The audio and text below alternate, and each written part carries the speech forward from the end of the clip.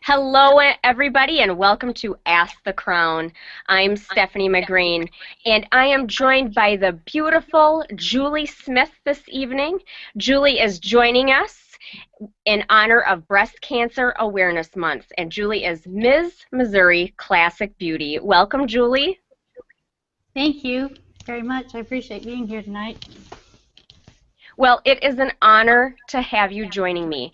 And I know that you've been going through quite the battle. You were diagnosed with breast cancer on July 11th. But can Correct. you share with our viewers a little bit about your journey? Oh yeah, sure. Um, Back in July, I had gone in for my yearly exam, like I always do after I get done with teaching during the school year, and I was going in just like I normally do for my regular exam, and wow, I was out of shock when they came back and said, we see something on the screen. um, we need to send you down the hall here for a little biopsy. And it's been a whirlwind ever since then. But I was not expecting to go in and be there so long that day. I must have been there for about 6 hours that day. And I'm grateful that they were able to see it on the mammogram, and I was grateful that they were able to get me down the hall for a quick biopsy in that same very day. Oh my goodness, I can only imagine, and it must have been such a shock. Now, I know that you had a 3D mammogram, and this Yes. I had never heard of before Yeah. I had the chance to chat with you. But what is the difference between a 3D mammogram and a traditional one? Well, there's 300 locations in the United States that have this, and lucky for me, Kansas University here in Kansas City, Missouri, but it's on the Kansas side, KU Hospital, they have it. And when I went in to have it done, the lady said, you know, it's doesn't hurt any more than the regular 2D does, and she said it's something brand new we just got, and she said, and it can see it in 3D as opposed to the regular 2D imaging, and it's very good for women that are close to 50 and have like breast density. And she said that it picks it up 40% faster, and you don't have as much callback from the radiology when they look at it, and they can see those invasive cancer cells a lot quicker on the screen as well. And they take a slide, takes a picture of your breast, and it cuts it up into different imaging, and it just turns it and rotates it like this. It's pretty cool on the screen. If you went and Googled it, it looks pretty cool. It makes more sense if you could see it, but I don't have one of those here. Now, is But this it's basically life. I'm sorry. Oh, sorry, I was just going to ask now, do you feel that this is the future where all mammograms are going? Do you think they're going to the 3D imaging? Yes, the problem is cost. It all boils down to your insurance, unfortunately, and it's very discriminating and unfair. You know, cancer doesn't discriminate against who you are, if you're male, female, child. It doesn't care. It goes after you. And the same thing goes with insurance. It's not fair that people who can afford it can afford it. I mean, a year ago, I didn't have this kind of insurance, and you know, it because I have this insurance now, it saved my life. Basically, it saved my life because I've been able to get in. But if this had happened to me a year ago, I would have been done in because I wouldn't have had the insurance to have covered it. And it's really nice that you can go to these places that have this imaging, and they have the opportunity to help you. Sorry, my hair's still falling out in my mouth. No problem at all. All the times. But anyway, it's great because when I went in there, the lady said, Julie, I'm looking at your insurance, and if it's a new procedure, and if they don't cover it, the most it would be $60 out of pocket. And I thought, well, I've got $60. Shoot, yeah, here, sign me right up. And not to have the radiologist come back and say, I'm sorry, we have to redo that again because it hurts. Not gonna lie, it hurts when it goes down. Right. But you know, for a few minutes of pain and to have that the mammogram, the 3D one, that's just awesome. And like I said, it has there's 300 clinics around the United States that have it right now. So it's something brand new that's just now coming out. So your city might not have it yet, but if they do, I highly recommend it because it sees it a lot quicker than your regular 2D mammograms. Good to know. Good to know. So definitely ask, find out if your clinic has the 3D mammograms. Now, I know when we spoke, we talked about insurance, and you know, you were very fortunate to have such good insurance coverage. And you know, it's not fair, like you said. You know, if you don't have good insurance coverage, you know, oftentimes even where you live dictates the type of care that you receive. I know that you were also very much an advocate for your own health care. You did a lot of researching. Tell us how you went about doing that. Well, when I was at the hospital, Monday I had the mammogram or the double mastectomy, and then Tuesday morning, oh, it was about 6:05, 6:10 in the morning. In comes the doctors and the team of student doctors behind them because it's a learning hospital. They all come in and they all want to see how you're recovering, okay? And so they said, well, you did so well. We're going to send you home.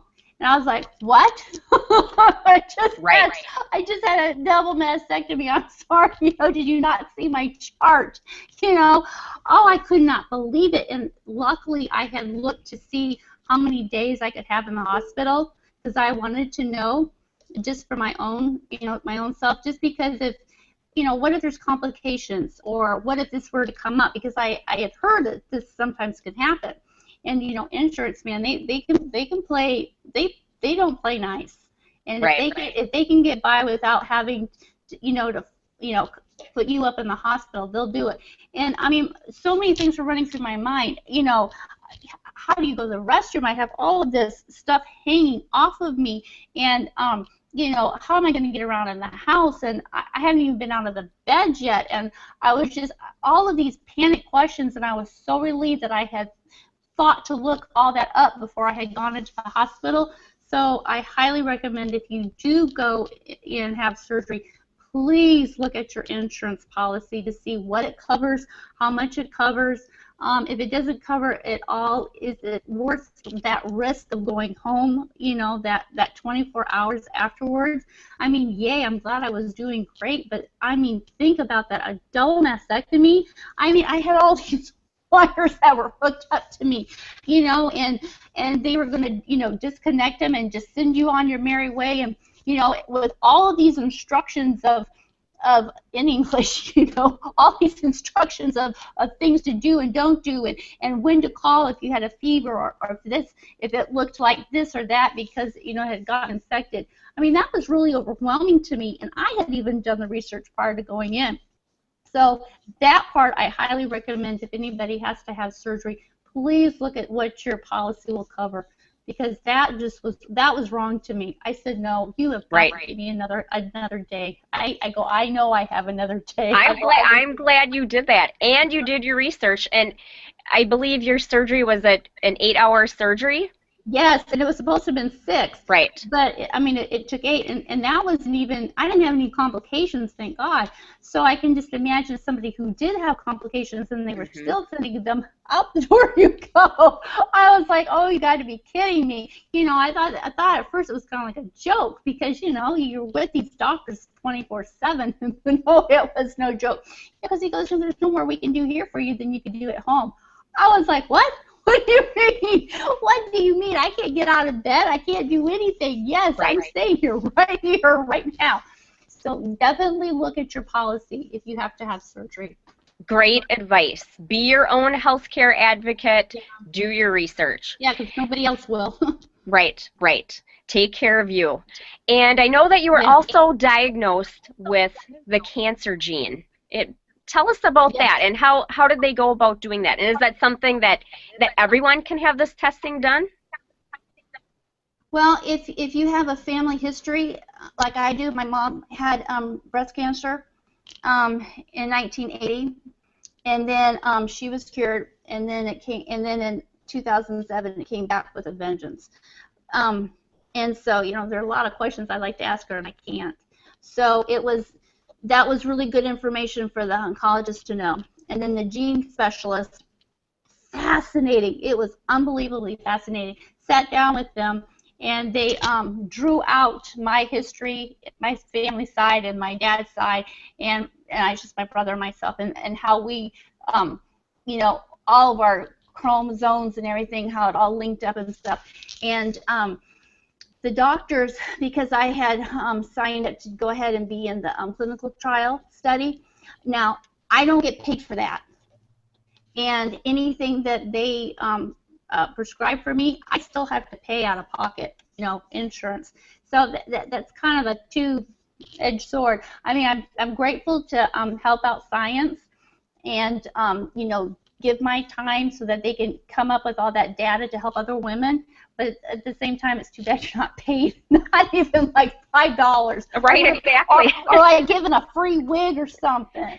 Nothing, nothing. So they just want to kick you out of the hospital. That's what they want to do. But they sent me to the gene specialist, and she was telling me how you know, people the percentages of people who get the gene, you know, the cancer gene, are like, you know, 5% of the populated, you know, the women around. And you know, she was giving me all these statistics and stuff, and I remember I sat right there and I go, I bet you anything I am. And she goes, why do you say that?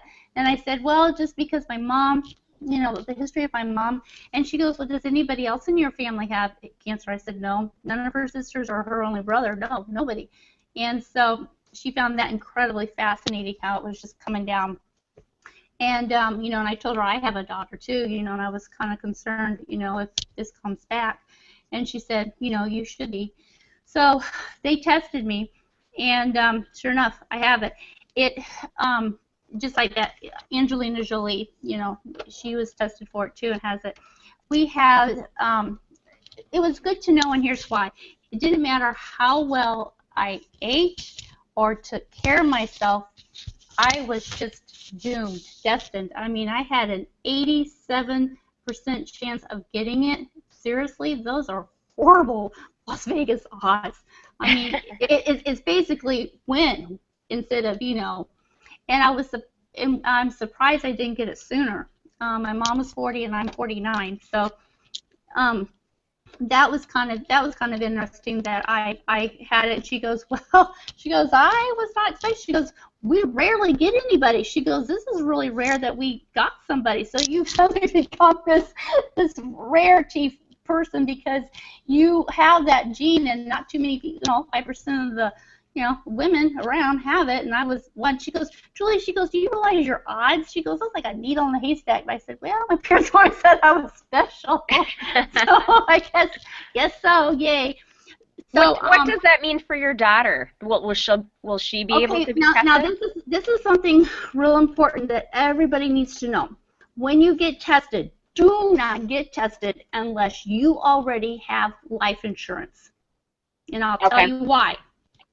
Because once you get tested, a lot of life insurance policies will no longer cover you or accept you because of that. Ah, good point. Right. So people need to know that, and it can run between $300 and $3,000, depending, once again, on your insurance. On the insurance, right, right. So you need to know that. It's not like you can walk into the doctor and say, hey, you know, can you test me? It's $300 to $3,000 to be tested for that. So you have to really think twice.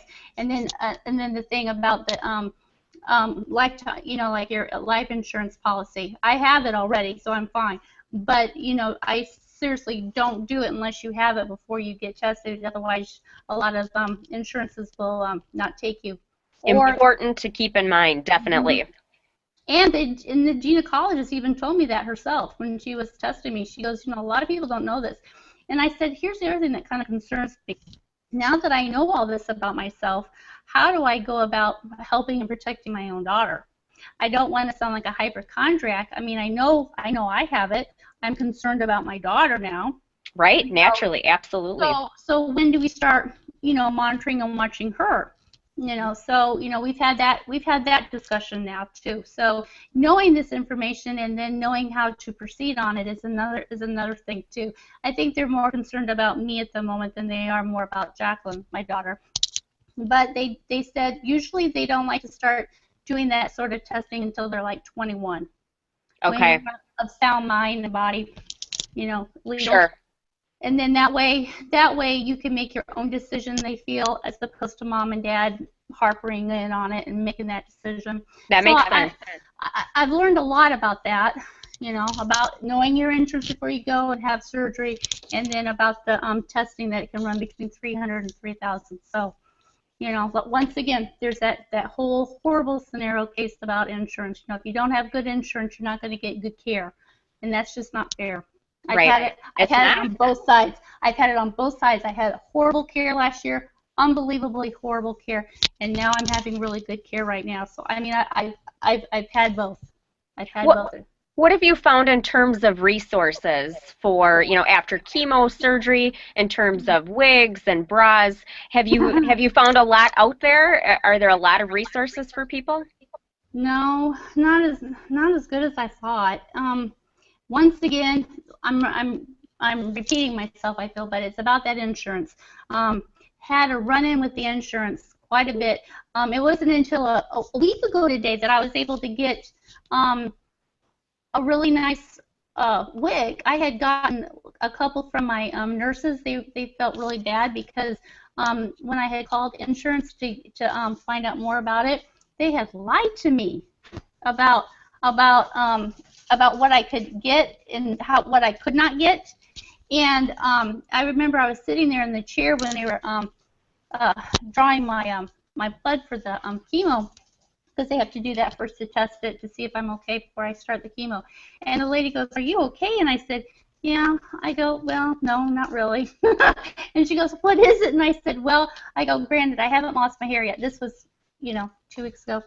And she said, "Yeah, I see that you haven't yet." And I said, "But I know I will." And I said, I'm one that likes to be prepared and have things neat and organized and ready to go, so that when something does happen, I don't have to be panicking and looking for everything. It's right there. And I said, and I was really disappointed when I had called the insurance to see if I could get a wig. And I said, and I just couldn't believe how the guy was so mean and so rude to me. And when you're in chemo, like I am right now, oh my goodness, you're super sensitive.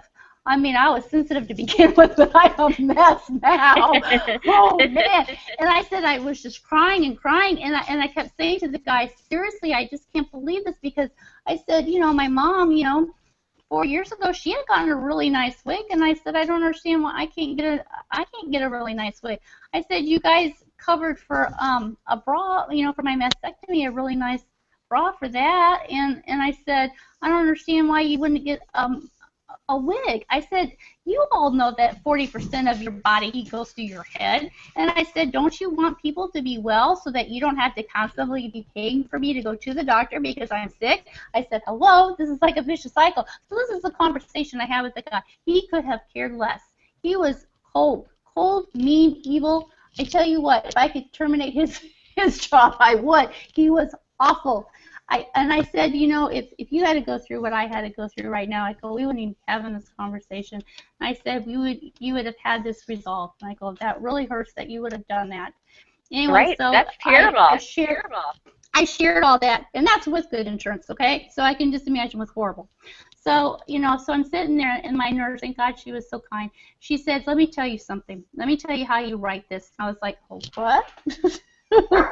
And she said, what you do is you have the doctor write it a certain way so that you can get your wig. I said, you've got to be kidding. That is so wrong. That is so wrong. I go, it's not like I woke up one day and said, gee, I like to have my hair fall out, and I like to have cancer, and I like to have all these issues going on. No, I'm not. Right. And, Good and to know, though. How your doctor writes it makes a difference in terms of what you can get. Now I can only get one though, but one's better than nothing, right? Right. And so, and then like these cute little things here. This is what the hospital. We have a lot of volunteers at the hospital, and so they make these cute little hip bonnets. And so whenever you get something at the cancer store, they let you go to this big basket and pick out. It's kind of fun. I love it. Like a treasure so box. pretty, and I love the pretty pink. Oh, thank you. I was surprised it was even there. I said, when did this one come in? She goes, oh, they just came in about a few minutes ago. I'm going, oh, I'm going to get this one real quick beforehand. I'm taking that one. Oh, and you know something else I noticed? I have to show you. You see this this piece right here? Yes. Okay, I had to tell you about this. That is something that we had when you watch TV and you see the football players play. Yeah. And I thought to myself, you know what? If they can play football and not itch their head, and you know, I want one of those. So I went to Dick's Sporting Goods and I got a couple of those helmet hats. So I put that over, and then I put this on top of it so that it doesn't move. Oh, that's perfect. That works so well. Well, I figured if it worked for the football players, why wouldn't it work for me? And so, if anybody is going through chemo or needs a hat, that's what I've done. And they've got some really cool different sizes and colors. And you just throw them in the wash. And so I put them underneath either my wig or else these little hat things. So I just wanted to share that real quick. It's kind of nice. Not that I'm doing I get a kickback from Dick's Sporting Goods, but anything helps, right? When you're going through chemo or going through this. Because you asked me if I knew any resources.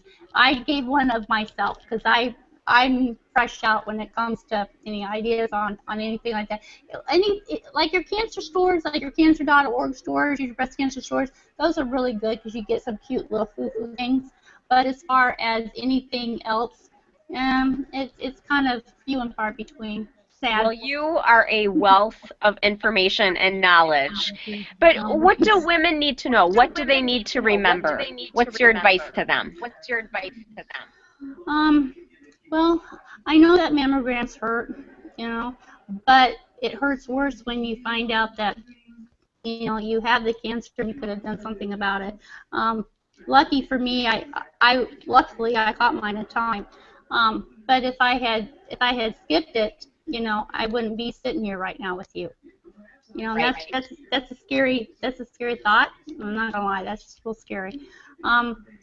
If you could go like every time it's your birthday or every time it's your anniversary, some important date that would help you remember, that's what I would highly suggest. And then go every year, don't miss it.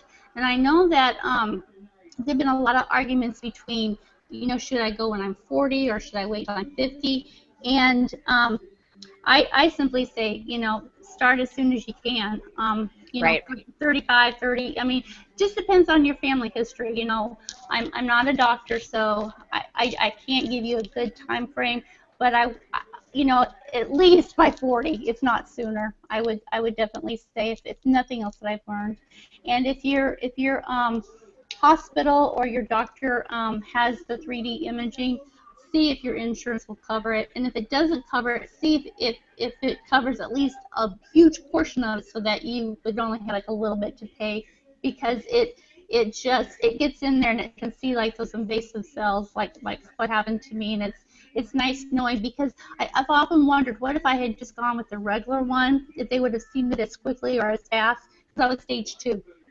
Wow, right, exactly. So ask for that 3D mammogram, right? And also about the monthly exams too. I think that's important. And women need to remember that. I know I'm not the best at, you know, remembering to do that all the time, but you know, when you think of it, even, you know, keep up on that and take care of yourself, and be sure to check in addition to the mammograms. And I even did that, and because of where mine was located, I couldn't feel it.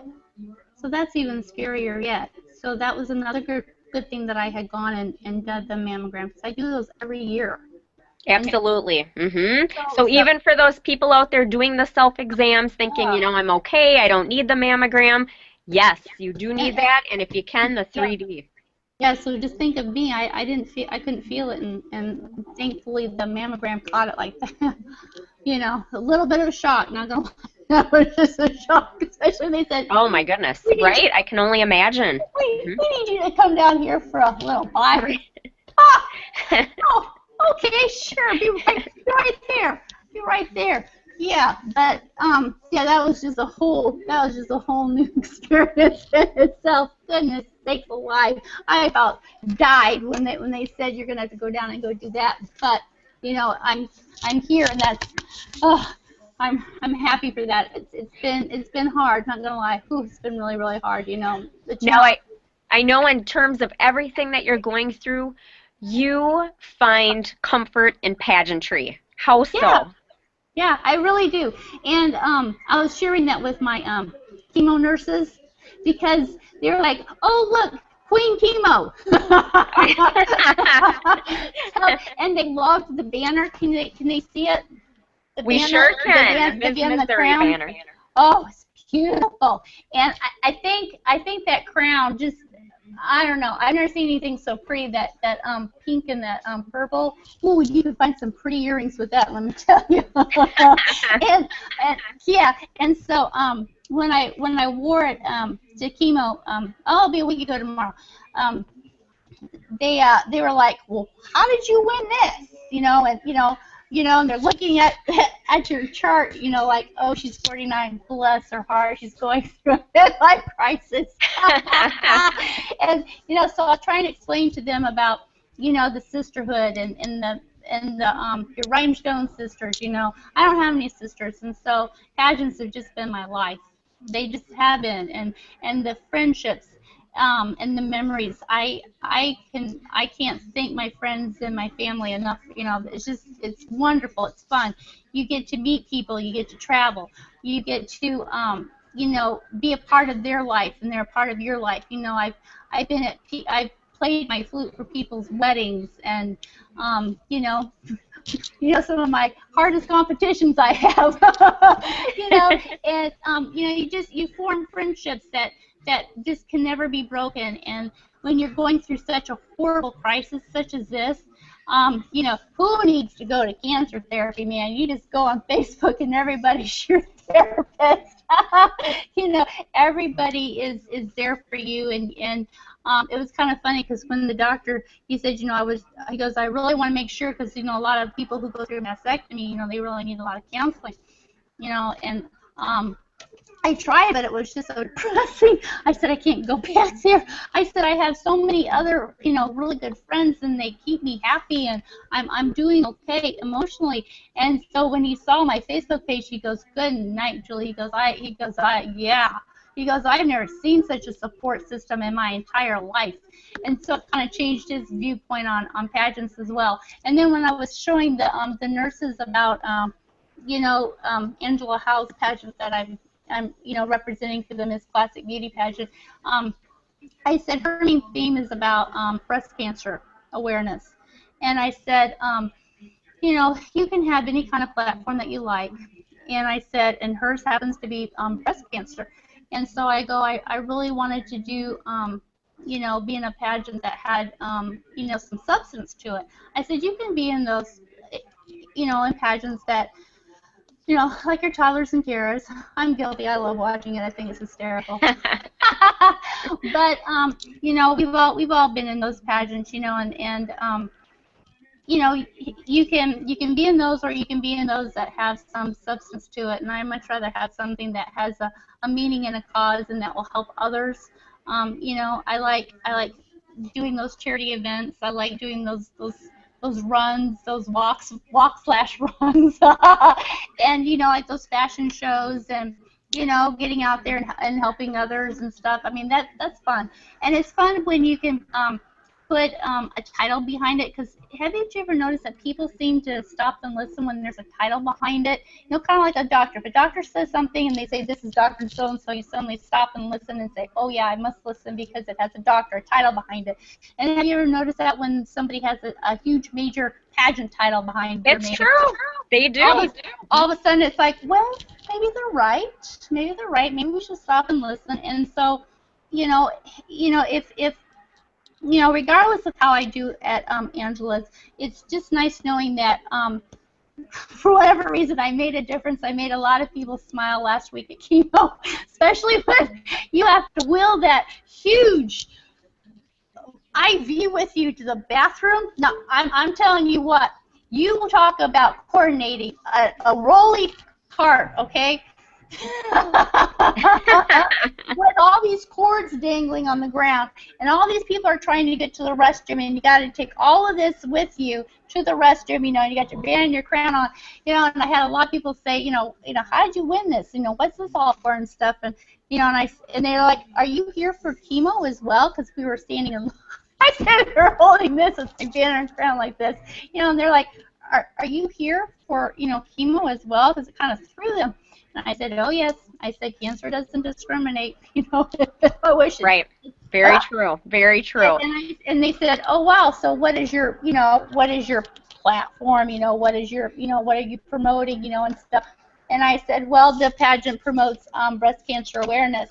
And I said, which is nice, considering it is the month of October. And I said, you'll see me wearing this quite a bit every other Tuesday. I said, you'll see me wearing my banner. And it's nice because, I don't know, it's just kind of like a nice comfort.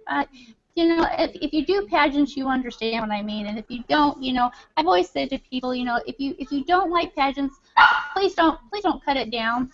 I wouldn't cut down your sport or something of your favorite hobby. And I said, I always like to use pageants to promote good things.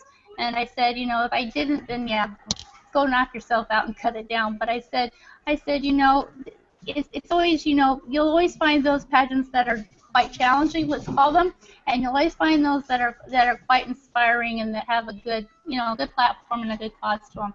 And that's just basically all what I like to do. Absolutely. Well, it sounds like you've been so active in educating others and promoting breast cancer awareness. You've been doing an amazing job. But how can our viewers keep up with you and your journey? They can friend me on Facebook.